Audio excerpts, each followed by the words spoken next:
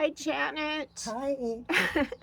So, we're going to ask you about when you first went into the city from living on the farm and you went to meet the great piano jazz teacher.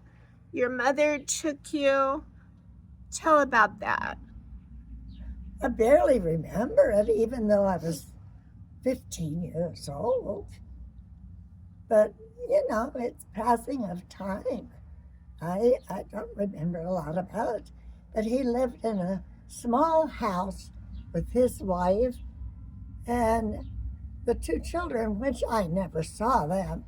I saw his wife, and they were very nice and sociable, just regular people like everybody else, at that time was regular, ordinary people. But living out on in the rural Iowa, um, so you guys didn't run into black people, did you? No, the only time we saw black people was in Des Moines when we would drive in for business or doctors or specialists of some sort. And so it was kind of nice to go there.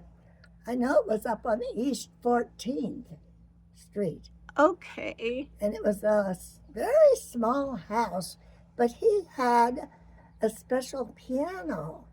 It was kind of like an electric. It would repeat something. If he had a chord, he could retain it, so he kept it in this piano. Oh, It was cool. amazing to have an electric piano.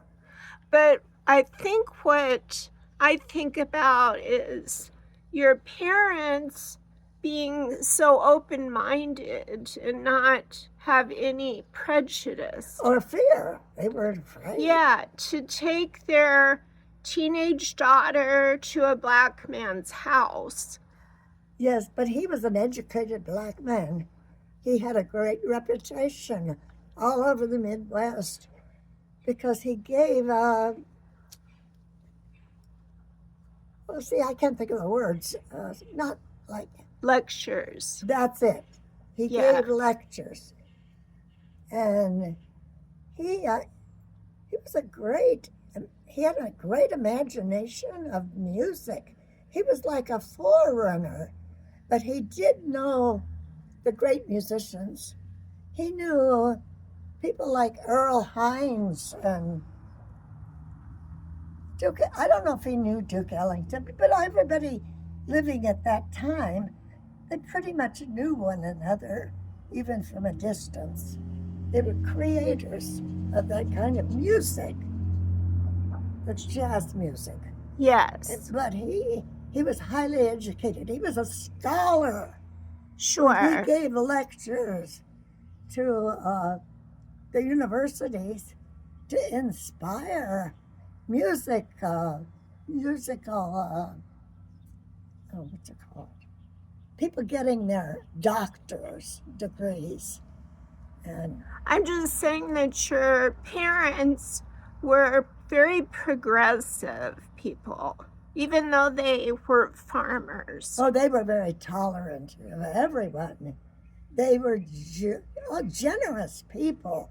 They were givers Yes. and hard workers. And not fear mongers. They were not afraid. No. They were joyful, happy people. Yes. So your mom took you in there, and how did the lesson get started? Do you remember? Well, he had these sheets. Actually, it was in a spiral book. I think you could still buy them. They had the lines of Yes. music, but there was nothing written on them. He would fill them in like he was, like, for example, I can think of an old song at the time was Thinking of You. And he would use the key of C very much. And so I learned the key of C. I would sometimes branch out into the next key, which would be one flat F chord.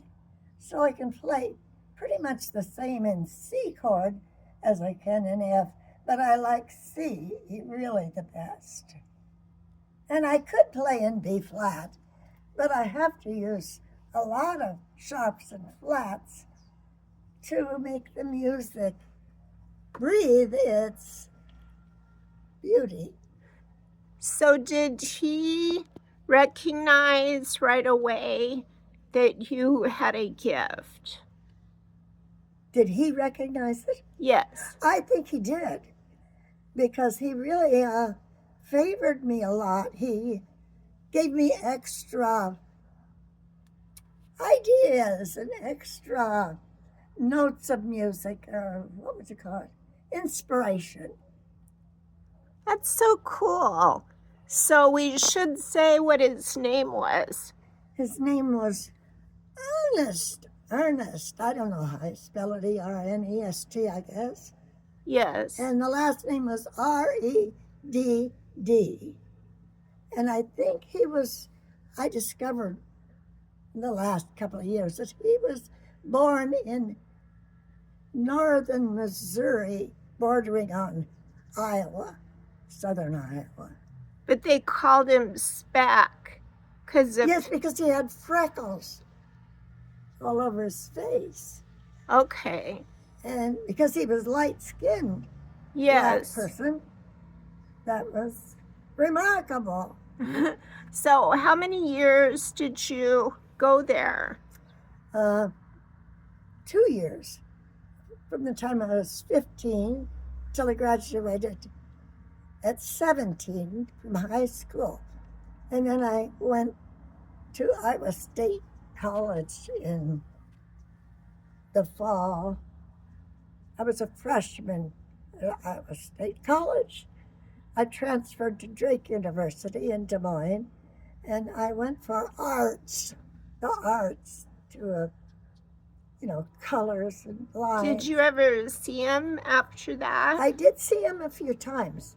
I could call him, and maybe he would squeeze in a time for me to the latest music that was going on at the time. That's so cool. All right. Well, anyway, that's a little chat about your music history that people wanted to know. Have a good day. Bye-bye.